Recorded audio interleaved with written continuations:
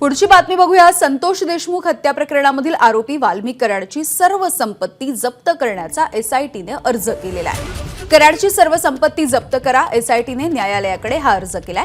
वाल्मिक कराडच्या मालमत्तेचे सर्व रेकॉर्ड समोर येताच आणखी मालमत्ता सुद्धा जप्त होईल। सूत्रांनी या संदर्भातली माहिती दिली आहे।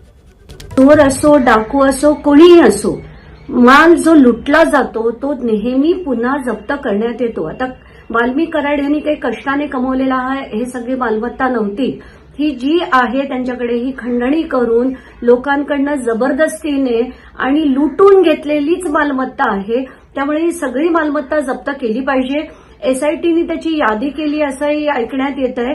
तर ही सगळी मालमत्ता जप्त करण्याचे त्यांनी जे कोर्टापुढे मांडलंय त्याचं सगळ्यांचं समर्थन आहे त्याला, त्याच्यात प्रश्नच नाही आणि ही मालमत्ता जप्त झालीच पाहिजे।